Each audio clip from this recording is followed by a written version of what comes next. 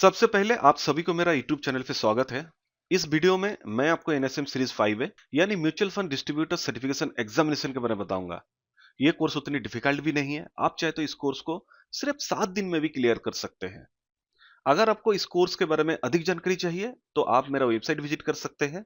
मेरा वेबसाइट है www.secretsofstockmarket.in। इस वेबसाइट को विजिट करके आप फ्री में रजिस्ट्रेशन कर सकते हैं और यहाँ पर कई तरह का मॉक टेस्ट अवेलेबल है, आप उसको फ्री में एक्सेस ले सकते हैं। आप अपना नॉलेज टेस्ट कर सकते हैं ताकि एग्जाम देने से पहले कॉन्फिडेंस मिले और एक ही बार एग्जाम देके आप अपना एग्जाम को क्लियर कर सकते हैं, आप अपना सर्टिफिकेशन पा सकते हैं। आप तो जानते ही हैं ये जो कोर्स है NISM यानी national institute of securities market offer करती है। इस कोर्स की अपनी सिलेबस भी है और जैसे कि मैंने कहा इस सिलेबस की हर एक चैप्टर मैं स्टेप बाय स्टेप डिस्कशन करूंगा। हर एक चैप्टर के लिए एक एक वीडियो डालूंगा ताकि आपको पूरी की पूरी जानकारी मिले। इस वीडियो में मैं आपको चैप्टर 6 यानी fund distribution and channel management practices के ऊपर बात करूंगा। इस चैप्टर की वेटेज है 6 यानी NISM सीरीज 5 की एग्जाम में आपको इस चैप्टर से 6 क्वेश्चन मिल सकती है। तो आप सभी को मेरा रिक्वेस्ट है ये वीडियो आप अंत तक देखिए ताकि इस चैप्टर के बारे में आपको पूरी की पूरी जानकारी मिले, किसी भी तरह की कोई कंफ्यूजन ना रहे। तो चलिए आगे बढ़ते हैं। सबसे पहले एजेंडा के ऊपर बात कर लेते हैं। इस चैप्टर की सबसे पहला जो एजेंडा है म्यूचुअल फंड डिस्ट्रीब्यूटर्स की रोल क्या है और इसकी इंपॉर्टेंस क्या है उसके बारे में टोटल जानकारी दूंगा। इसके बाद मैं आपको बताऊंगा म्यूचुअल फंड डिस्ट्रीब्यूटर्स की अलग अलग जो टाइप के डिस्ट्रीब्यूटर्स होती है, क्या क्या कैटेगरीज होती है, उसके बारे में पूरा जानकारी दूंगा। इसके बाद मैं आपको बताऊंगा कौन सी मोड्स अवेलेबल है, उसके बारे में बताऊंगा। इसके बाद मैं आपको जानकारी देने वाला हूं म्यूचुअल फंड डिस्ट्रीब्यूटर होने के लिए उसके लिए प्री रिक्विजिट क्या होती है, इन सभी चीज के बारे में आपको बताऊंगा। उसके बाद मैं आपको बताऊंगा म्यूचुअल फंड डिस्ट्रीब्यूटर अगर कोई काम करते हैं तो उसको क्या क्या रेवेन्यू मिलती है, किस तरह रेवेन्यू मिलती है। इसके बाद मैं आपको बताऊंगा म्यूचुअल फंड डिस्ट्रीब्यूटर के लिए सेबी के हिसाब से तो कमीशन डिस्क्लोजर मैंडेट किस तरह काम करती है, वो क्या होती है, उसके बारे में टोटल जानकारी दूंगा। उसके बाद 7 नंबर एजेंडा होगा म्यूचुअल फंड डिस्ट्रीब्यूटर के लिए AMC द्वारा जो ड्यू डिलीजेंस प्रोसेस होती है, इस प्रोसेस में क्या होती है, किस तरह होती है, उसके बारे में टोटल जानकारी दूंगा। इसके बाद मैं आपको बताऊंगा एक म्यूचुअल फंड डिस्ट्रीब्यूटर और एक इन्वेस्टमेंट एडवाइजर, इन दोनों में डिफरेंस क्या होती है, इसका प्रॉपर कंपैरिजन बताऊंगा। इसके बाद मैं आपको बताऊंगा म्यूचुअल फंड डिस्ट्रीब्यूटर का या फिर एजेंट्स का जो नॉमिनेशन फैसिलिटी है वो किस तरह की जाती है और अगर किसी भी सिचुएशन में नॉमिनी को पेमेंट करना पड़ता है तो डिस्ट्रीब्यूशन का जो कमीशन है या फिर रेवेन्यू है वो नॉमिनी को किस तरह पेमेंट की जाती है, उसके बारे में टोटल जानकारी दूंगा। और आखिर में मैं आपको बताऊंगा अगर कोई इन्वेस्टर म्यूचुअल फंड डिस्ट्रीब्यूटर को चेंज करना चाहते हैं या फिर म्यूचुअल फंड डिस्ट्रीब्यूटर खुद ही अपना बिजनेस को बंद करना चाहते हैं, वो अपना डिस्ट्रीब्यूटरशिप छोड़ना चाहते हैं और उसके लिए कोई डिस्ट्रीब्यूटर को मैपिंग करवाना चाहते हैं, तो वैसे केसेस में क्या करना चाहिए, उसका प्रोसेस क्या है, इन सभी चीजों के बारे में डिटेल्स में जानकारी दूंगा। तो चलिए आगे बढ़ते हैं। एजेंडा के हिसाब से सबसे पहला जो टॉपिक है वो है म्यूचुअल फंड डिस्ट्रीब्यूटर्स की रोल क्या है और इसकी इंपॉर्टेंस क्या है। देखिए मैं आपको क्लियरली बता दूं, म्यूचुअल फंड बिजनेस में बेसिकली कस्टमर के साथ और इन्वेस्टमेंट पोर्टफोलियो के साथ दो प्रोफेशनल जुड़े रहती है। एक इन्वेस्टर पैसा निवेश करते हैं और इन्वेस्टमेंट पोर्टफोलियो यानी जहां पर पैसा निवेश की जाती है वहां पर प्रॉफिट होगी या फिर लॉस होगी, इन सारे काम को देखभाल करने के लिए बेसिकली दो प्रोफेशनल होती है। एक प्रोफेशनल है म्यूचुअल फंड डिस्ट्रीब्यूटर और दूसरी प्रोफेशनल है फंड मैनेजर। तो बेसिकली इन्वेस्टर और पोर्टफोलियो के बीच में ये दो प्रोफेशनल रहती है, म्यूचुअल फंड डिस्ट्रीब्यूटर और फंड मैनेजर। दोनों का अपना अपना अलग अलग काम होती है। बेसिकली देखिए एक इन्वेस्टर चाहता है कि वो अपना पैसा निवेश करे और एक बढ़िया सा पोर्टफोलियो बनाए ताकि उसको फ्यूचर में प्रॉफिट देखने को मिले। अब इस काम के लिए ये दो प्रोफेशनल हेल्प करती है एक इन्वेस्टर को। अब किस तरह करती है, सबसे पहले फंड मैनेजर के बारे में बात कर लेते हैं।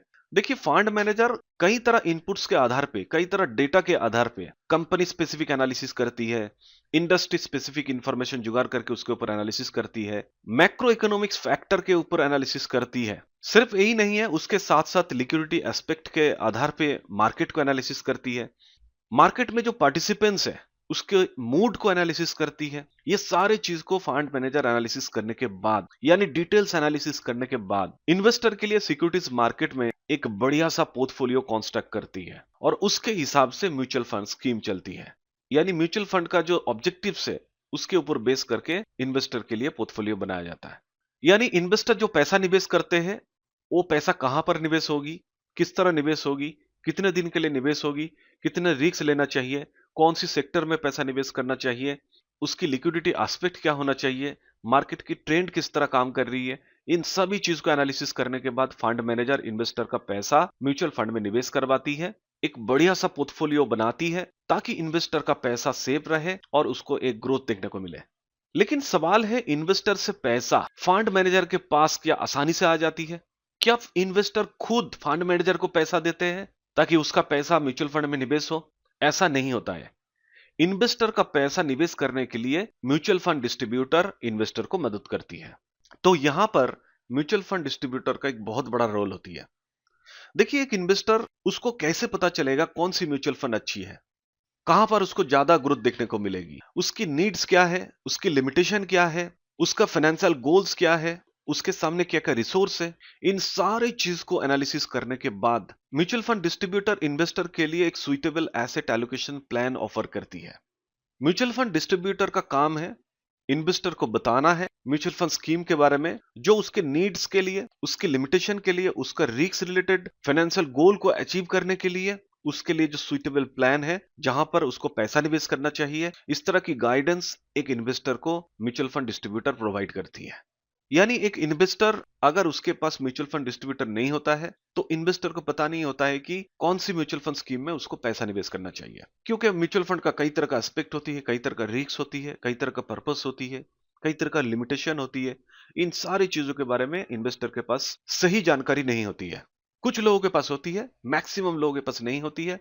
इसीलिए म्यूचुअल फंड डिस्ट्रीब्यूटर उसको प्रॉपर एडवाइस करती है, उसको प्रॉपर गाइडेंस करती है, सही दिशा दिखाती है, कहां पर पैसा निवेश करना चाहिए, कौन सी फंड में पैसा निवेश करना चाहिए, कहां से उसको ज्यादा से ज्यादा ग्रोथ मिलेगी। ये सारे काम म्यूचुअल फंड डिस्ट्रीब्यूटर करती है। अब मैं एजेंडा के हिसाब से जो दूसरी टॉपिक है, म्यूचुअल फंड के डिफरेंट काइंड्स के बारे में बात करेंगे, यानी डिफरेंट कैटेगरी, टाइप्स के बारे में बात करेंगे। म्यूचुअल फंड डिस्ट्रीब्यूटर कितने टाइप के होती है? तो जैसे कि मैंने कहा, एक इन्वेस्टर को पैसा निवेश करने से पहले म्यूचुअल फंड डिस्ट्रीब्यूटर से बात करनी चाहिए। उसके लिए कौन सी म्यूचुअल फंड सही है, कहां पे उसको ज्यादा ग्रोथ मिलेगी, किस तरह का म्यूचुअल फंड का ऑब्जेक्टिव्स है, उसका रिस्क लिमिटेशन के आधार पे एक म्यूचुअल फंड डिस्ट्रीब्यूटर इन्वेस्टर को गाइड करते हैं, जो ये उसके लिए एक अच्छी प्लान है, अच्छी स्कीम है जहां पर इन्वेस्टर को पैसा निवेश करना चाहिए। तो इस तरह का काम में कई तरह मल्टीपल चैनल्स काम करती है।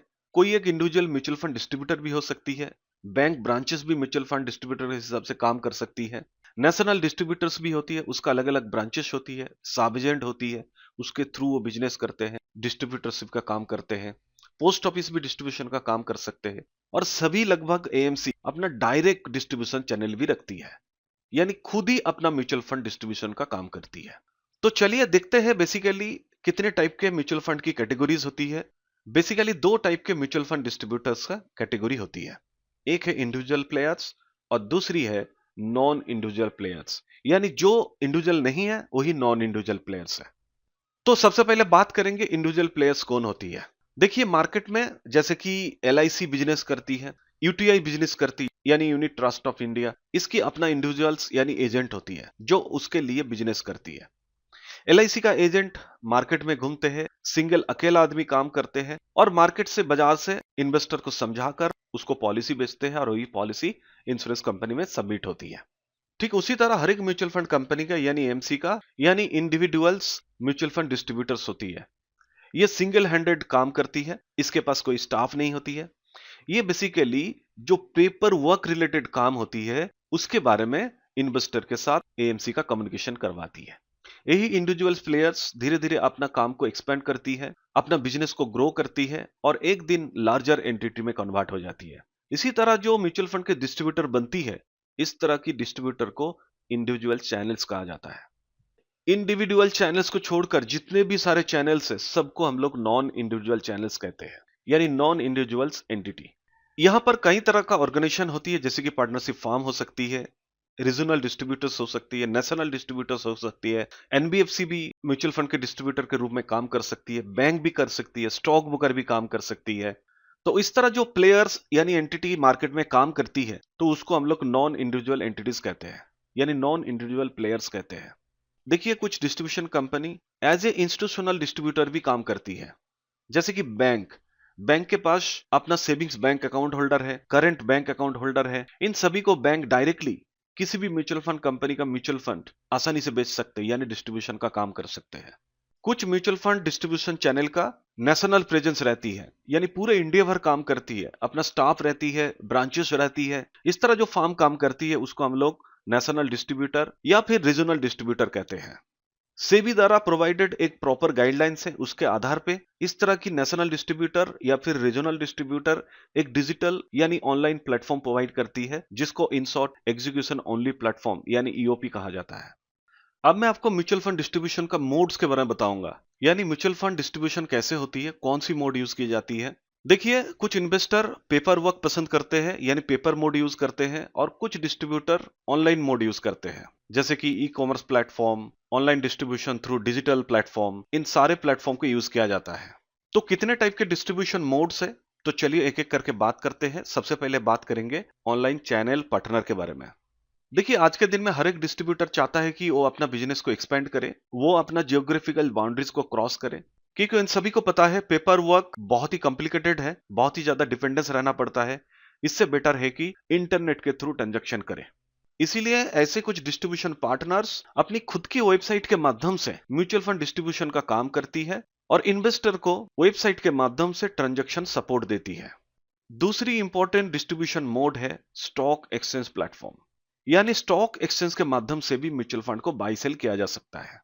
लेकिन आपको याद रखना पड़ेगा, स्टॉक एक्सचेंज के माध्यम से generally open ended mutual fund जो होती है, इस तरह की म्यूचुअल फंड को आसानी से बाय सेल कर सकते हैं। एनएससी का जो प्लेटफॉर्म है उसकी नाम है NMF2 प्लेटफॉर्म, और बीएससी का जो प्लेटफॉर्म है उसका नाम है BSc star mutual fund platform.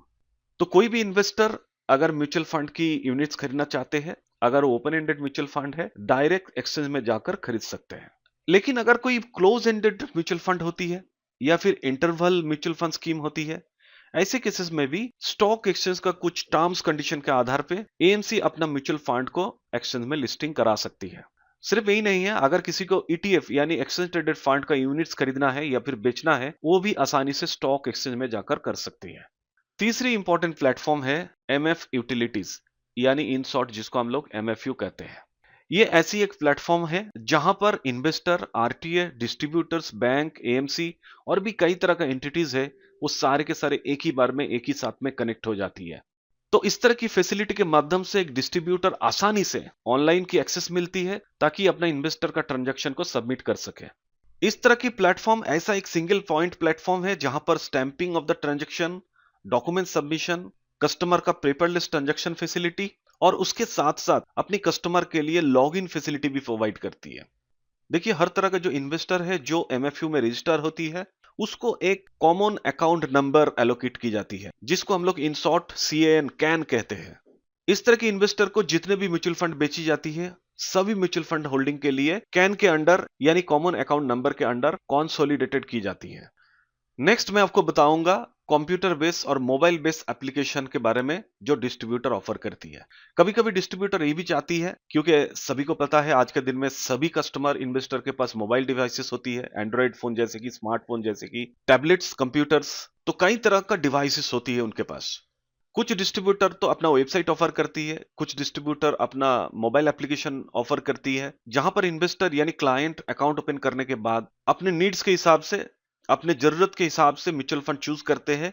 वहां पर म्यूचुअल फंड का रिकमेंडेशन भी मिलती है, उसके आधार पर म्यूचुअल फंड को बाय और सेल करते हैं। ये जो प्रोसेस बहुत ही आसान है, सिंपल है, इसीलिए बहुत सारे इन्वेस्टर इस तरह के प्लेटफॉर्म यूज करते हैं। नेक्स्ट इंपॉर्टेंट जो डिस्ट्रीब्यूशन का प्लेटफॉर्म है वो है इलेक्ट्रॉनिक प्लेटफॉर्म, जो बेसिकली एएमसी बनाती है। देखिए, एएमसी डायरेक्ट अपना प्लेटफॉर्म बनाती है, चाहे वो अपना वेबसाइट के माध्यम से करे या फिर मोबाइल एप्लीकेशन के माध्यम से करे, और ये फैसिलिटी सीधे तौर पे डायरेक्टली इन्वेस्टर तक पहुंचती है। एएमसी का वेबसाइट में लॉगिन करके या फिर एप्लीकेशन में लॉगिन करके रजिस्ट्रेशन करके म्यूचुअल फंड के लिए अप्लाई कर सकते हैं, और इस तरह का म्यूचुअल फंड का जो ट्रांजैक्शन होती है उसका अपडेट एएमसी एसएमएस द्वारा, व्हाट्सएप में मैसेज द्वारा भेज सकती है। तो इसी तरह जब कोई इन्वेस्टर एएमसी का प्लेटफॉर्म यूज करते हैं, चाहे उसका वेबसाइट यूज करे या फिर उसका एप्लीकेशन यूज करे, तो इसी तरह इन्वेस्टर डायरेक्टली एएमसी का म्यूचुअल फंड में एप्लीकेशन करते हैं। यहां पर किसी भी तरह की कोई म्यूचुअल फंड डिस्ट्रीब्यूटर बीच में काम नहीं करती। और लास्ट और आखिरी इंपॉर्टेंट जो डिस्ट्रीब्यूशन मोड है वो न्यू एज इन्वेस्टमेंट प्लेटफॉर्म है। देखिए, ये एक ऐसी टेक्नोलॉजी बेस्ड प्लेटफॉर्म है जहां पर इन्वेस्टर आसानी से म्यूचुअल फंड में निवेश कर सकते हैं। सिर्फ म्यूचुअल फंड में ही नहीं, उसके साथ साथ स्टॉक, बॉन्ड सभी में निवेश कर सकते हैं। इस तरह की प्लेटफॉर्म की सबसे बढ़िया जो बेनिफिट है, ये बहुत ही सिंपल है। कोई भी इन्वेस्टर आसानी से सिंपलिसिटी के साथ इन्वेस्टमेंट कर सकते हैं। किसी भी तरह की कोई हैसल नहीं होती, किसी भी तरह की कोई पेपर वर्क करने की जरूरत नहीं है, और इसकी कॉस्टिंग भी बहुत ही कम होती है। इस तरह की प्लेटफॉर्म आज के दिन में बहुत ही पॉपुलर होते जा रही है और investor directly mutual fund funds खरीद सकते हैं। एग्जाम्पल के तौर पे मैं कह सकता हूं, ग्रो जैसी प्लेटफॉर्म, कुबेरा जैसी प्लेटफॉर्म, पेटीएम मनी जैसी प्लेटफॉर्म, कॉइन जैसी platform new age investment platform की एग्जाम्पल है। अब मैं एजेंडा के हिसाब से नेक्स्ट टॉपिक बताने जा रहा हूं जो बहुत ही इंपॉर्टेंट है। अगर कोई म्यूचुअल फंड डिस्ट्रीब्यूटर बनना चाहते हैं, उसके लिए प्री रिक्विजिट क्या होती है, यानी क्वालिफाइंग पैरामीटर क्या है। देखिए, मैं आपको क्लियरली बता दूं, अगर कोई म्यूचुअल फंड डिस्ट्रीब्यूटर बनना चाहते हैं, यानी म्यूचुअल फंड सेल करना चाहते हैं या फिर म्यूचुअल फंड का मार्केटिंग करना चाहते हैं, तो उसके लिए जो मैंडेटरी कंपलसरी जो एलिजिबिलिटी क्राइटेरिया है, सबसे पहला क्राइटेरिया है उसके पास एनआईएसएम सर्टिफिकेशन होना जरूरी है। एनआईएसएम सर्टिफिकेशन क्लियर करना यानी पास करना जरूरी है, जो बेसिकली मैं अभी समझा रहा हूं। एनआईएसएम सीरीज 5 है, यानी म्यूचुअल फंड डिस्ट्रीब्यूटर सर्टिफिकेशन पास होना जरूरी है। यह सर्टिफिकेट उसके पास होना जरूरी है। अगर किसी का एज 50 हो चुकी है, या फिर इंडियन सिक्योरिटीज मार्केट में या फिर म्यूचुअल फंड डिस्ट्रीब्यूशन के काम में कम से कम उसके पास 10 साल की एक्सपीरियंस है, वो सीधे तौर पे एनआईएसएम सर्टिफिकेशन के लिए अप्लाई कर सकते हैं, उसको पास कर सकते हैं। या फिर कंटिन्यूइंग प्रोफेशनल एजुकेशन यानी सीपी क्वालिफाई करके भी म्यूचुअल फंड के डिस्ट्रीब्यूटर बन सकते हैं। दूसरी इंपॉर्टेंट एलिजिबल क्राइटेरिया है म्यूचुअल फंड डिस्ट्रीब्यूटर बनने के लिए नो योर डिस्ट्रीब्यूटर यानी केवाईडी प्रोसेस कंप्लीट करना पड़ेगा। देखिए, केवाईडी जो प्रोसेस है ये एमपी ने इंट्रोड्यूस करी है, जहां पर म्यूचुअल फंड डिस्ट्रीब्यूटर का पूरा डिटेल्स चेक की जाती है, वेरीफाई की जाती है, वो करेक्ट इन्फॉर्मेशन दी कि नहीं दी, जो भी डॉक्यूमेंट्स दिया जाता है वो सारे के सारे वेरीफाई की जाती है, एआरएन होल्डर को भी वेरिफिकेशन की जाती है। तो एक म्यूचुअल फंड डिस्ट्रीब्यूटर बनने के लिए जो भी डॉक्यूमेंट्स प्रोवाइड करते हैं, उसको वेरिफिकेशन करने का प्रोसेस और बायोमेट्रिक प्रोसेस करने का काम यहीं पे होती है। सबसे पहले जो म्यूचुअल फंड डिस्ट्रीब्यूटर बनना चाहते हैं, उसका पैन कार्ड और स्पेसिफिक जो रिक्वायर्ड डॉक्यूमेंट्स होती है, वो सारे के सारे सेल्फ अटेस्टेड कॉपी ली जाती है। सेकंड स्टेप में बायोमेट्रिक प्रोसेस की जाती है, और तीसरे स्टेप में उसका प्रोसेस का जो कंफर्मेशन है उसकी एक्नॉलेजमेंट दी जाती है। उसके बाद तीसरी इंपॉर्टेंट एलिजिबिलिटी क्राइटेरिया है एम्फी रजिस्ट्रेशन नंबर ऑब्टेन करना। एम्फी रजिस्ट्रेशन नंबर मतलब एआरएन, जो एम्फी एलोकेट करती है। जब कोई म्यूचुअल फंड डिस्ट्रीब्यूटर बनना चाहते हैं, उसके लिए उसको केवाईडी यानी know your distributor process complete करना है। उसके लिए बायोमेट्रिक प्रोसेस भी होती है, सारे डॉक्यूमेंट्स प्रोवाइड करना पड़ता है। ये सब करने के बाद यानी एमपी के पास रजिस्ट्रेशन करने के बाद वो सारी चीज वेरीफाई होती है। वेरीफाई होने के बाद एमफी एक नंबर प्रोवाइड करती है, जिसको एमफी रजिस्ट्रेशन नंबर कहा जाता है। इन शॉर्ट हम लोग एआरएन कहते हैं। अब जैसे ही किसी म्यूचुअल फंड डिस्ट्रीब्यूटर बनने के लिए अगर किसी को एआरएन नंबर मिल जाती है, अब वो किसी भी एएमसी के साथ एम्पैनलमेंट कर सकती है, यानी म्यूचुअल फंड के डिस्ट्रीब्यूटर बनने के लिए किसी भी एएमसी के साथ जुड़ सकती है, और एएमसी के साथ जुड़ने के बाद किसी भी म्यूचुअल फंड का स्कीम वो बेच सकते हैं, मार्केटिंग कर सकते हैं, और उसके बदले में उसको कमीशन मिल सकती है। लेकिन सबसे बड़ा सवाल है, एएमसी के साथ एम्पैनलमेंट करना क्या बहुत ही आसान प्रोसेस है? उसका भी कुछ क्राइटेरिया होगा। तो चलिए नेक्स्ट पेज में देखते हैं। देखिए, एएमसी के साथ किसी भी म्यूचुअल फंड डिस्ट्रीब्यूटर एआरएन मिलने के बाद वो अगर एम्पैनलमेंट करना चाहते हैं, तो कैसे करेगा, उसका प्रोसेस क्या है? तो उसके लिए एक एम्पैनलमेंट फॉर्म होती है, उसको फिलअप करके एएमसी को रिक्वेस्ट करना पड़ता है। अब देखते हैं कि एम्पैनलमेंट फॉर्म में क्या क्या रहती है। सबसे पहले रहती है personal information of the applicant, जहां पे म्यूचुअल फंड डिस्ट्रीब्यूटर का नाम क्या है, एज क्या है, ट्रेड नेम क्या है, कॉन्ट्रैक्ट इन्फॉर्मेशन क्या है, ARN, pan number, income tax category क्या है, जैसे कि resident individual, company, non resident individual, non resident Indian या फिर फॉरेन कंपनी, जो भी कैटेगरी होती है वो प्रोवाइड करना पड़ता है। उसके साथ साथ सेल्स, मार्केटिंग और ऑपरेशन हैंडल करने के लिए जो की पर्सन होती है उसका नाम देना पड़ता है, कॉन्टैक्ट इन्फॉर्मेशन भी देना पड़ता है। बिजनेस का डिटेल्स, जैसे कि कहां पर ऑफिस है, कितने ब्रांचेस है, कितने एम्प्लॉइज रहेंगे, कौन सी एरिया कवर की जाएगी, कितने साल की एक्सपीरियंस है, कितने इन्वेस्टर रह सकती है, कितने एजेंट्स होंगे, और कौन सी एएमसी के साथ ऑलरेडी एम्पैनलमेंट की गई है, वो सारे डिटेल्स प्रोवाइड करना पड़ता है। एम्पैनलमेंट फॉर्म में बैंक डिटेल्स भी मेंशन करना पड़ता है, ताकि एएमसी से जब वो कमीशन मिलेगी, पे आउट मिलेगी, वो पे आउट डायरेक्टली बैंक अकाउंट में क्रेडिट की जा सके। अगर किसी भी तरह की इंफॉर्मेशन एएमसी प्रोवाइड करना चाहते हैं, उसके लिए कौन सी चीज की प्रेफरेंस है, वो भी एम्पैनलमेंट फॉर्म में मेंशन करना पड़ता है। म्यूचुअल फंड डिस्ट्रीब्यूटर का नॉमिनी का डिटेल्स भी अपडेट करना पड़ता है, और उसके साथ साथ कई तरह का डिक्लेरेशन के ऊपर एम्पैनलमेंट फॉर्म में साइन करना बहुत ही जरूरी पड़ता है। अब डिक्लेरेशन किस तरह की चीज की रहती है? कई तरह का डिक्लेरेशन रहती है। उनमें से कुछ डिक्लेरेशन के बारे में बताने जा रहा हूं। जैसे कि जो भी इंफॉर्मेशन दी जाती है वो सारे के सारे करेक्ट है और कंप्लीट इंफॉर्मेशन है, उसका एक डिक्लेरेशन रहती है। उसके साथ साथ जो भी ट्रांजैक्शनल इंफॉर्मेशन होती है वो सारे के सारे कॉन्फिडेंस रहेगा, उसका कमिटमेंट करना पड़ता है। स्टैट्यूटरी कोड्स, गाइडलाइंस, सर्कुलर्स, ये सारी चीज को वो मेंटेन करेगा। जो भी इंस्ट्रक्शन मिलेगा मेंटेन करेगा, उसका कमिटमेंट देना पड़ता है। जितने भी एम्प्लॉइज म्यूचुअल फंड डिस्ट्रीब्यूटर में काम करते हैं उसका भी प्रॉपर केवाईसी मेंटेन करना, उसको भी एक EUIN नंबर प्रोवाइड करना, ये सारे डिक्लेरेशन रिक्वेजिशन एम्प्लॉयमेंट फॉर्म में रहती है।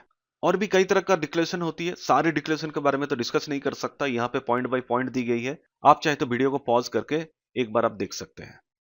देखिए, जैसे कि मैंने कहा, एक mutual fund distributor mutual fund को सेल करती है और म्यूचुअल फंड को मार्केटिंग करती है। लेकिन ये सारे काम एक म्यूचुअल फंड डिस्ट्रीब्यूटर का फ्री में करेगी? कुछ तो कमाई होना चाहिए उसके लिए। देखिए, मैं आपको क्लियरली बताता हूं, एक म्यूचुअल फंड डिस्ट्रीब्यूटर जब म्यूचुअल फंड प्रोडक्ट बेचती है या फिर म्यूचुअल फंड स्कीम को बेचती है या फिर मार्केटिंग करती है तो इस काम के लिए उसको कमीशन इनकम मिलती है और ये कमीशन अमाउंट सेबी द्वारा समय समय पर स्पेसिफाइड की जाती है। एक म्यूचुअल फंड डिस्ट्रीब्यूटर को पहले अपफ्रंट कमीशन मिलती थी, ट्रांजैक्शन चार्जेस मिलती थी, ये सारे के सारे बेनिफिट सेबी द्वारा विथड्रॉन कर दी गई है। यानी किसी भी तरह की अपफ्रंट कमीशन, किसी भी तरह की ट्रांजैक्शन चार्जेस आज के दिन में म्यूचुअल फंड डिस्ट्रीब्यूटर को नहीं मिलती। तो सवाल है, एक म्यूचुअल फंड डिस्ट्रीब्यूटर को क्या मिलेगी? देखिए, एमफी क्लियरली डिस्क्राइब की है एक म्यूचुअल फंड डिस्ट्रीब्यूटर को किस तरह कमीशन स्ट्रक्चर होना चाहिए, उसके बारे में सारे डिटेल्स एमफी ने डिस्क्राइब की है। जैसे कि मैंने बोला, आज के दिन में किसी भी तरह की अपफ्रंट कमीशन नहीं मिलती, ट्रांजैक्शन चार्जेस नहीं मिलती, तो क्या मिलती? अगर कोई म्यूचुअल फंड डिस्ट्रीब्यूटर किसी एएमसी के साथ एम्पैनलमेंट है और अगर उस एएमसी का किसी भी तरह की कोई भी रेगुलर प्लान अगर बेचते हैं तो उस रेगुलर प्लान के ऊपर म्यूचुअल फंड डिस्ट्रीब्यूटर को कमीशन मिलती है। शायद आपको पता है, आज के दिन में बेसिकली दो तरह का म्यूचुअल फंड प्लान अवेलेबल है, एक है रेगुलर प्लान और एक है डायरेक्ट प्लान। अगर कोई इन्वेस्टर डायरेक्ट प्लान में पैसा निवेश करते हैं, ऐसे केसेस में म्यूचुअल फंड डिस्ट्रीब्यूटर का कोई काम नहीं होता है, यानी म्यूचुअल फंड डिस्ट्रीब्यूटर को किसी भी तरह की कोई कमीशन नहीं मिलती। लेकिन कोई इन्वेस्टर अगर रेगुलर प्लान के थ्रू पैसा निवेश करते हैं तो वहां पर कहीं ना कहीं म्यूचुअल फंड डिस्ट्रीब्यूटर जुड़े रहती है, तो म्यूचुअल फंड डिस्ट्रीब्यूटर को इस तरह की प्लान बेचने से कमीशन मिलती है। थोड़ी देर पहले ही जैसे कि मैंने कहा, म्यूचुअल फंड डिस्ट्रीब्यूटर को किसी भी तरह की कोई अपफ्रंट कमीशन नहीं मिलेगी, म्यूचुअल फंड डिस्ट्रीब्यूटर को किसी भी तरह की ट्रांजैक्शन चार्जेस नहीं मिलेगी। आज के दिन में सेबी द्वारा प्रिस्क्राइब की गई है, एक म्यूचुअल फंड डिस्ट्रीब्यूटर को सिर्फ ट्रेल कमीशन मिलेगी। अभी ट्रेल कमीशन मंथली बेसिस में मिल सकती है, क्वार्टर बेसिस में मिल सकती है। जिस एएमसी के साथ एम्पैनलमेंट रहती है म्यूचुअल फंड डिस्ट्रीब्यूटर, उस एएमसी का जो बिजनेस पॉलिसी है उसके आधार पे एमफी के गाइडलाइंस के हिसाब से एक प्रॉपर कमीशन स्ट्रक्चर बनाती है म्यूचुअल फंड डिस्ट्रीब्यूटर के लिए। उस कमीशन स्ट्रक्चर के हिसाब से म्यूचुअल फंड डिस्ट्रीब्यूटर को ट्रेल कमीशन मिलती है। तो जैसे कि मैंने बोला कि एक म्यूचुअल फंड डिस्ट्रीब्यूटर को किसी भी तरह की कोई अपफ्रंट कमीशन नहीं मिलती, किसी भी तरह की कोई ट्रांजैक्शन चार्जेस नहीं मिलती, सिर्फ म्यूचुअल फंड डिस्ट्रीब्यूटर को ट्रेल कमीशन मिलती। तो सवाल है, ट्रेल कमीशन का कॉन्सेप्ट क्या है, ट्रेल कमीशन कब कैलकुलेट होती है, कैलकुलेशन का प्रोसेस क्या है और म्यूचुअल फंड डिस्ट्रीब्यूटर को ट्रेल कमीशन कब मिलती है? तो चलिए एक एक करके बात करते हैं। सबसे पहले मैं आपको बता दूं, म्यूचुअल फंड डिस्ट्रीब्यूटर को trail commission either monthly basis में पे की जाती है या फिर क्वार्टरली बेसिस में पे की जाती है। और ये पेमेंट करने का जो टर्म्स कंडीशन है, ये डिस्ट्रीब्यूटर के साथ जब एएमसी का एग्रीमेंट होती है, एएमसी के बिजनेस पॉलिसी के आधार पे ये तभी डिसाइड हो जाती है कि डिस्ट्रीब्यूटर को ट्रेल कमीशन मंथली बेसिस में मिलेगी या फिर क्वार्टरली बेसिस में मिलेगी। लेकिन आपको ध्यान रखना पड़ेगा, ट्रेल कमीशन डेली बेसिस में कैलकुलेट होती है, लेकिन इसकी पे आउट म्यूचुअल फंड डिस्ट्रीब्यूटर को मंथली बेसिस में या फिर क्वार्टरली बेसिस में की जाती है। तो सबसे बड़ा सवाल है, ट्रेल कमीशन क्या है और कैसे कैलकुलेट होती है? देखिए, मैं आपको क्लियरली बता दूं, म्यूचुअल फंड डिस्ट्रीब्यूटर जो यूनिट सेल करते हैं उसका जो नेट एसेट वैल्यू है उसके ऊपर एक सर्टेन परसेंटेज होती है ट्रेल कमीशन। और जैसे कि मैंने बोला, ये डेली बेसिस में कैलकुलेट होती है। तो एक दिन का ट्रेल कमीशन कैसे कैलकुलेट होती है, उसकी एक फॉर्मूला है, मैं आपको क्लियरली बता दूं। Trail commission for the day is equal to AUM into trail commission rate पर एनम डिवाइडेड बाई 365 डेज। इसको अगर थोड़ी सी एक्सप्लेनेशन करें तो एक दिन का ट्रेल कमीशन का कैलकुलेशन का प्रोसेस इस तरह है। AUM के ऊपर ट्रेल कमीशन कैलकुलेट की जाती है और कैलकुलेट करने के बाद उसको 365 से डिवाइड की जाती है। इसी तरह एक दिन का ट्रेल कमीशन कैलकुलेट की जाती है। एक छोटा सा एग्जांपल लेकर समझने की कोशिश करते हैं। मान लीजिए एक म्यूचुअल फंड डिस्ट्रीब्यूटर 10 लाख रुपए का म्यूचुअल फंड बेचे हैं। जब म्यूचुअल फंड बेची गई तब उस म्यूचुअल फंड का एक यूनिट का नैव रेट थी 10 रुपया। तो उसके हिसाब से म्यूचुअल फंड इन्वेस्टर को 1 लाख यूनिट्स मिलती है। और एएमसी के साथ म्यूचुअल फंड का जो डिस्ट्रीब्यूटर है उसके साथ एग्रीमेंट इस तरह हुई, एएमसी टोटल वैल्यू के ऊपर यानी टोटल नेट एसेट वैल्यू के ऊपर 1% कमीशन देगी। तो उसको अगर डेली बेसिस में कैलकुलेट करते हैं तो उसका एक टेबल बनाते हैं। जैसे कि मान लीजिए कि कमीशन पे आउट 1 अगस्त 2019 से स्टार्ट हुई। जिस समय 10 लाख रुपया निवेश किया गया यानी 1000 यूनिट्स यूनिट होल्डर को मिली है और नैव की रेट थी 10 रुपया। तो 10 लाख वैल्यू है यानी एयूएम 10 लाख है, तो 10 लाख के ऊपर 1% कैलकुलेट होती है और उसको 365 से डिवाइड की जाती है। एक दिन का ट्रेल कमीशन यानी 1 अगस्त का ट्रेल कमीशन कैलकुलेट होकर आती है 27 रुपीज 40 पैसा। अब मान लीजिए कि 2 अगस्त 2019 को नैब की रेट थोड़ी सी इंक्रीज हो गई, 10.0270 हो गई, तो उसके हिसाब से एयूएम का वैल्यू भी इंक्रीज हो जाएगा। तो 1 लाख यूनिट्स का करंट वैल्यू होती है 10,02,698 पॉइंट समथिंग। तो इस अमाउंट के ऊपर टेल कमीशन कैलकुलेट करने के लिए 1% के हिसाब से कैलकुलेट की जाती है और 365 से डिवाइड करके 27.47 रुपीज होती है। 3 अगस्त नैब की रेट सेम रहती है तो ट्रेल कमीशन भी सेम रहती है। 4 अगस्त नैब की रेट सेम रहती है तो वैल्यू के ऊपर जो ट्रेल कमीशन कैलकुलेट होती है वो भी सेम रहती है। और मान लीजिए कि 5 अगस्त 2019 को नैब की रेट थोड़ी सी डिक्रीज हो जाती है, न्यू नैब रेट 9.9140 है, तो एयूएम वैल्यू भी कम हो जाती है 9,91,396 पॉइंट समथिंग। तो इसके ऊपर अगर ट्रेल कमीशन कैलकुलेट करें 1% के हिसाब से और 365 से अगर डिवाइड करें तो कैलकुलेट होकर आती है 27.16 रुपीज। इसी तरह हर एक दिन का डेट वाइज डेली बेसिस में ट्रेल कमीशन कैलकुलेट की जाती है। तो हर एक दिन का जो ट्रेल कमीशन कैलकुलेट होती है उसको पूरे महीने का कैलकुलेशन करने के बाद टोटल करते हैं तो पूरे महीने भर का जो टोटल ट्रेल कमीशन है 853.13 रुपये यानी 853 रुपये। तो ये कमीशन म्यूचुअल फंड डिस्ट्रीब्यूटर के लिए पूरे महीने भर का कमीशन है। अगर एएमसी के साथ डिस्ट्रीब्यूटर का कंडीशन इस तरह रहता है कि मंथली पे आउट होगी तो 853 रुपीज 13 पैसा ये पे आउट डिस्ट्रीब्यूटर को पे की जाएगी। अगर क्वार्टरली होती है तो हर एक दिन का म्यूचुअल फंड का ट्रेल कमीशन कैलकुलेट की जाएगी, पूरा क्वार्टर का कैलकुलेट किया जाएगा और पूरे क्वार्टर का एक बार में ऐड करके जो टोटल ट्रेल कमीशन होती है उसको एक बार में म्यूचुअल फंड डिस्ट्रीब्यूटर को पे की जाती है। कभी कभी एएमसी म्यूचुअल फंड को प्रमोट करने के लिए भी एडिशनल कमीशन प्रोवाइड करती है। मान लीजिए ऐसा एक म्यूचुअल फंड डिस्ट्रीब्यूटर है जो म्यूचुअल फंड डिस्ट्रीब्यूटर कई लोकेशन में काम करती है, B30 लोकेशन में काम करती है यानी टॉप 30 लोकेशन में काम करती है, तो उसको थोड़ा हायर कमीशन प्रोवाइड किया जा सकता है क्योंकि वो म्यूचुअल फंड का प्रमोशन का काम कर रही है। क्योंकि उसके लिए म्यूचुअल फंड डिस्ट्रीब्यूटर को अलग से कुछ एक्सपेंसेस हो जाती है, कुछ खर्चा हो जाती है, ये सब खर्चा के लिए एएमसी एक्स्ट्रा पेमेंट दे सकती है, इसको एडिशनल कमीशन कहा जाता है। देखिए थोड़ी देर पहले ही मैंने बोला कि किसी भी तरह की कोई ट्रांजैक्शन चार्जेस एप्लीकेबल नहीं होती है आज के दिन में। पहले ऐसा था किसी भी म्यूचुअल फंड डिस्ट्रीब्यूटर के थ्रू कोई अगर म्यूचुअल फंड इन्वेस्टर 10,000 से ज्यादा अगर कोई पैसा निवेश करते हैं तो वैसे केसेस में सब्सक्रिप्शन के लिए ट्रांजैक्शन चार्जेस की अप्लाई होती है। लेकिन सेबी ने अगस्त 2025 को एक सर्कुलर इशू की जहां पर क्लियरली बताई इन्वेस्टर से किसी भी तरह की कोई ट्रांजैक्शन चार्ज डिडक्ट नहीं किया जाएगा। किसी भी तरह की कोई इन्वेस्टमेंट के ऊपर डिस्ट्रीब्यूटर के लिए अपफ्रंट कमीशन चार्जेस माइनस नहीं किया जाएगा। यानी ये दोनों के दोनों charges, transaction charges, upfront commission, ये सब टोटली बंद हो गई है और उसके जगह पर सिर्फ ट्रेल कमीशन है जो डेली बेसिस में कैलकुलेट होती है। तो सिंपल सी बात है, आज के दिन में किसी भी तरह की कोई अपफ्रंट कमीशन का कॉन्सेप्ट नहीं है, किसी भी तरह की कोई ट्रांजैक्शन चार्जेस का कॉन्सेप्ट नहीं है, सिर्फ यहां पर ट्रेल कमीशन की कॉन्सेप्ट है।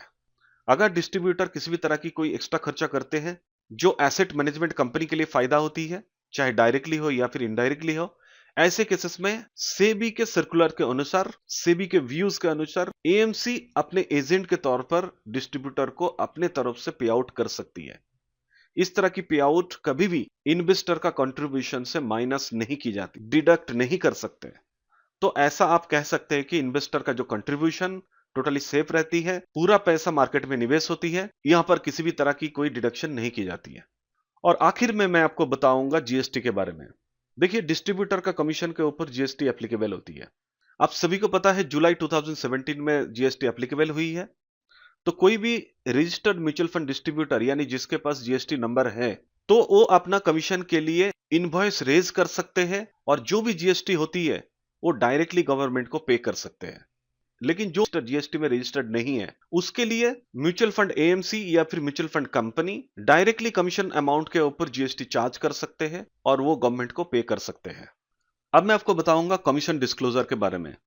देखिए, ये कमीशन डिस्क्लोजर सेबी द्वारा मैंडेट की गई है। कौन सी केसेस में एएमसी यानी म्यूचुअल फंड कंपनी अपना वेबसाइट में कौन सी डिस्ट्रीब्यूटर को कितना कमीशन दी गई है, कितने एक्सपेंसेस पे की गई है, इन सभी चीज के बारे में टोटली पब्लिश करना पड़ता है वेबसाइट में। तो उसके लिए कौन सी कंडीशन है, और ये कंडीशन सेबी द्वारा मैंडेट की गई है। देखिए, टोटल 4 कंडीशन है। इन चारों कंडीशन में कोई एक या फिर एक से ज्यादा कंडीशन को अगर फुलफिल करती है, तो ऐसे केसेस में म्यूचुअल फंड यानी एएमसी कंपनी अपना वेबसाइट में उस म्यूचुअल फंड डिस्ट्रीब्यूटर को कितना कमीशन और एक्सपेंसेस दी है वो टोटली अपने वेबसाइट में डिस्क्लोज करती है। तो सबसे पहला कंडीशन है, अगर म्यूचुअल फंड डिस्ट्रीब्यूटर 20 से ज्यादा लोकेशन में अपना प्रेजेंस रखती है यानी मल्टीपल पॉइंट्स में काम करती है, तो वैसे केसेस में उस डिस्ट्रीब्यूटर को जितने भी कमीशन एक्सपेंसेस पे की जाती है उसका डिटेल्स उसके रिलेटेड एएमसी को अपना वेबसाइट में पब्लिश करना पड़ता है। दूसरी इंपॉर्टेंट कंडीशन है, हाई नेटवर्थ इंडिविजुअल्स को मिलाकर कोई नॉन इंस्टीट्यूशनल कैटेगरी का कोई म्यूचुअल फंड डिस्ट्रीब्यूटर इंडस्ट्री में अगर 100 करोड़ से ज्यादा एयूएम रेज करते हैं यानी बिजनेस प्रोवाइड करते हैं, म्यूचुअल फंड को सेल करते हैं, तो वैसे केसेस में भी उस म्यूचुअल फंड डिस्ट्रीब्यूटर के बारे में जो टोटल कमीशन और एक्सपेंसेस पे की जाती है उसका डिटेल्स एएमसी अपना वेबसाइट में पब्लिश करती है। तीसरी इंपॉर्टेंट क्राइटेरिया कंडीशन है, अगर म्यूचुअल फंड इंडस्ट्री में कोई म्यूचुअल फंड डिस्ट्रीब्यूटर अगर 1 करोड़ से ज्यादा अमाउंट कमीशन रिसीव करती है, तो उसका भी कमीशन और एक्सपेंसेस का डिटेल्स एएमसी अपना वेबसाइट में पब्लिश करती है। तीसरी इंपॉर्टेंट कंडीशन, अगर कोई म्यूचुअल फंड डिस्ट्रीब्यूटर किसी एक म्यूचुअल फंड कंपनी से या फिर एएमसी से 50 लाख से अधिक अगर कमीशन रिसीव करती है, तो उस म्यूचुअल फंड डिस्ट्रीब्यूटर का total commission expenses details AMC अपना वेबसाइट में पब्लिश करती है। तो ये 4 कंडीशन है। इन चारों में से कोई भी एक कंडीशन या फिर एक से ज्यादा कंडीशन कोई एक म्यूचुअल फंड डिस्ट्रीब्यूटर फुलफिल करती है, तो उस म्यूचुअल फंड डिस्ट्रीब्यूटर को कितनी कमीशन और एक्सपेंसेस पे की जाती है उसका पूरा डिटेल्स एएमसी यानी म्यूचुअल फंड कंपनी अपना वेबसाइट में पूरे डिटेल्स को डिस्क्लोज करती है यानी पब्लिश करती है। और ये सारे के सारे मैंडेट्स सेबी द्वारा की गई है। सिर्फ यही नहीं है, म्यूचुअल फंड कंपनी यानी एएमसी समय समय पर ये सारे डेटा एम्फी को सबमिट करती है और एम्फी भी अपना वेबसाइट में कंसोलिडेटेड डेटा को पब्लिश करती है यानी डिस्क्लोज करती है। इसके साथ साथ म्यूचुअल फंड यानी एएमसी कंपनी कई एडिशनल डिस्क्लोजर भी अपना वेबसाइट में ईयरली बेसिस में पब्लिश करती है। एडिशनल डिस्क्लोजर यानी जैसे कि distributor wise gross inflow, net inflows, average assets under management, AUM का रेशियोज, ग्रॉस इनफ्लोज, इन सभी चीज के ऊपर ईयरली बेसिस में एएमसी अपना वेबसाइट में पब्लिश करती है। नेक्स्ट मैं आपको बताऊंगा किसी भी एएमसी के द्वारा म्यूचुअल फंड डिस्ट्रीब्यूटर के लिए ड्यू डिलिजेंस प्रोसेस क्या होती है। देखिए, जैसे कि मैंने कहा कि टोटल 4 इंपॉर्टेंट कंडीशन है। इन चारों कंडीशन में अगर किसी एक या फिर एक से ज्यादा कंडीशन को फुलफिल करती है कोई म्यूचुअल फंड डिस्ट्रीब्यूटर, सेबी के मैंडेट के हिसाब से एएमसी का रिस्पॉन्सिबिलिटी है उस म्यूचुअल फंड डिस्ट्रीब्यूटर को कितना म्यूचुअल फंड ट्रेल कमीशन या फिर एक्सपेंसेस पे की गई है उनका पूरा डिटेल्स एएमसी अपना वेबसाइट में पब्लिश करे। इसके लिए ड्यू डिलिजेंस प्रोसेस को कंप्लीट करना बहुत ही जरूरी है, यह रेगुलेटरी मैंडेट है। तो इसीलिए जब कोई म्यूचुअल फंड डिस्ट्रीब्यूटर किसी एएमसी के साथ एम्पैनलमेंट की जाती है तो उस समय टोटल प्रोसेस को रिव्यू की जाती है। म्यूचुअल फंड डिस्ट्रीब्यूटर का डॉक्यूमेंट्स, म्यूचुअल फंड डिस्ट्रीब्यूटर का एआरएन नंबर और भी कई तरह का रिलेटेड डॉक्यूमेंट्स इंफॉर्मेशन को वेरीफाई की जाती है। एएमसी द्वारा जो ड्यू डिलिजेंस प्रोसेस है ये सेटिस्फाई करती है जो mutual fund distributor totally fit है और प्रॉपर है, यानी fit and proper criteria maintain करने के बाद उस म्यूचुअल फंड डिस्ट्रीब्यूटर को म्यूचुअल फंड बेचने का परमिशन दी जाती है।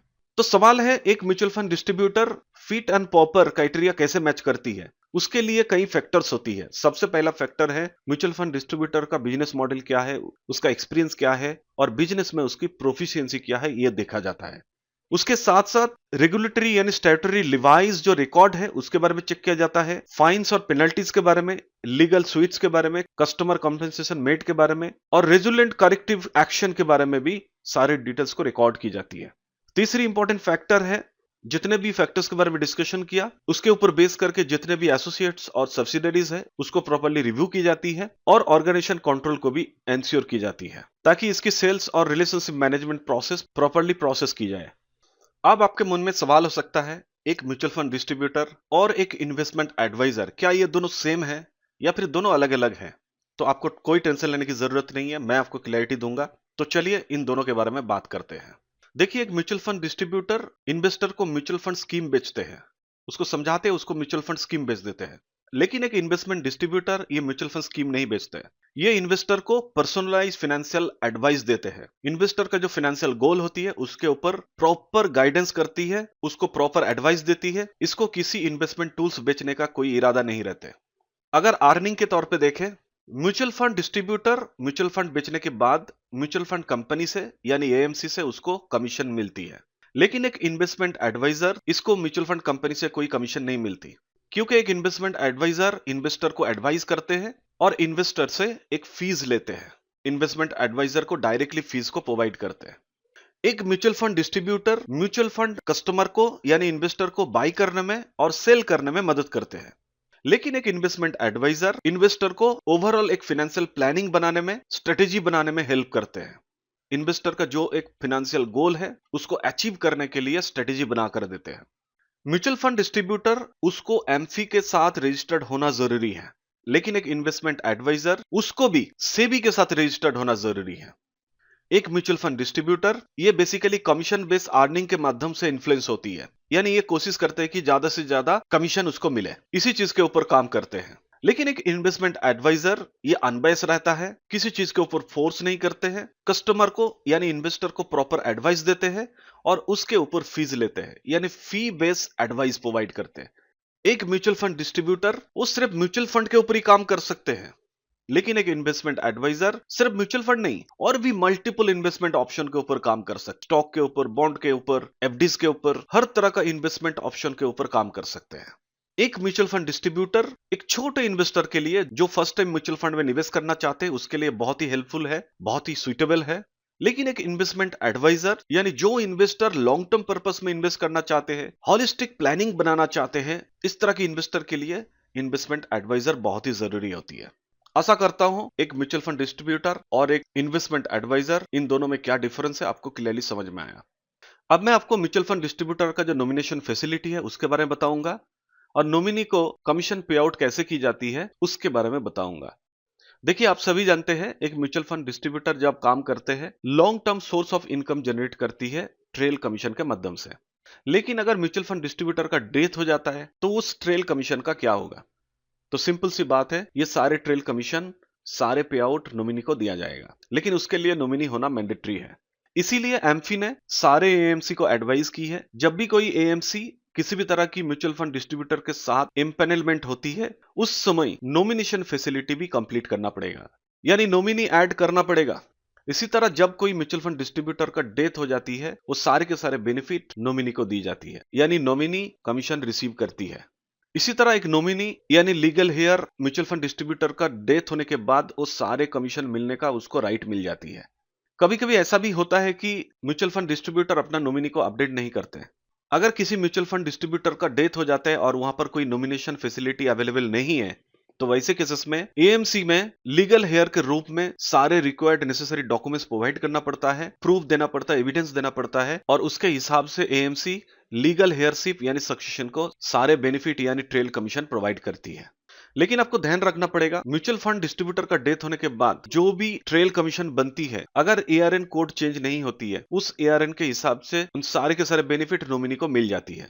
लेकिन उस एआरएन कोड में किसी भी तरह की न्यू बिजनेस परमिट नहीं होती, यानी अगर कोई चाहे कि नया बिजनेस उसमें ऐड करे तो उस एआरएन कोड में नया बिजनेस डालने की कोई परमिशन नहीं होती। अगर कोई म्यूचुअल फंड डिस्ट्रीब्यूटर का डेथ हो जाती है तो उसकी जो ट्रेल कमीशन है वो पे आउट करने के लिए नॉमिनी को किसी भी तरह की एआरएन होल्ड करने की जरूरत नहीं है। नॉमिनी को किसी भी तरह की एआरएन नहीं चाहिए, यानी नॉमिनी या फिर लीगल हेयर जो भी है उसके पास अगर एआरएन नहीं भी रहेगा तब भी एएमसी उसको सारे पे आउट कमीशन प्रोवाइड करती है। अब एजेंडा के हिसाब से जो आखिरी टॉपिक है चेंज ऑफ डिस्ट्रीब्यूटर, उसके बारे में बात करने जा रहा हूं। देखिए, मैंने जैसे कहा कि किसी इन्वेस्टर को अगर म्यूचुअल फंड खरीदना है उसके सामने दो रास्ते हैं, रेगुलर प्लान खरीद सकते हैं या फिर डायरेक्ट प्लान खरीद सकते हैं। डायरेक्ट प्लान में कोई डिस्ट्रीब्यूटर नहीं होती है क्योंकि वो डायरेक्ट म्यूचुअल फंड एएमसी से खरीदी जाती है। लेकिन अगर कोई कस्टमर अगर रेगुलर प्लान खरीदते हैं तो ये सारे प्लान म्यूचुअल फंड डिस्ट्रीब्यूटर के थ्रू होती है। इस तरह का प्लान बेचने से म्यूचुअल फंड डिस्ट्रीब्यूटर को ट्रेल कमीशन मिलती है। इसीलिए एक म्यूचुअल फंड इन्वेस्टर होती है वो आशा करते हैं कि म्यूचुअल फंड डिस्ट्रीब्यूटर से कुछ सर्विस मिले, कुछ सपोर्ट मिले, लेकिन कभी कभी ऐसा सपोर्ट और सर्विस नहीं मिलती। तो इस तरह का परेशान इन्वेस्टर वो चाहता है कि अपना डिस्ट्रीब्यूटर का चेंज करने के लिए। तो इस तरह का परेशान इन्वेस्टर अगर वो चाहता है कि डिस्ट्रीब्यूटर को चेंज करना है, क्या वो कर सकते हैं? तो आंसर है हाँ। इन्वेस्टर चाहे तो अपना डिस्ट्रीब्यूटर को भी चेंज कर सकते हैं। उसके लिए इन्वेस्टर को एक रिटन रिक्वेस्ट देना पड़ेगा एएमसी को, और उसके साथ साथ एग्जिस्टिंग डिस्ट्रीब्यूटर से नो ऑब्जेक्शन सर्टिफिकेट भी सबमिट करना पड़ेगा। इन्वेस्टर चाहे तो न्यू म्यूचुअल फंड डिस्ट्रीब्यूटर के साथ भी ऐड कर सकते हैं, यानी न्यू म्यूचुअल फंड डिस्ट्रीब्यूटर का जो एआरएन है उसके साथ मैपिंग करा सकते हैं।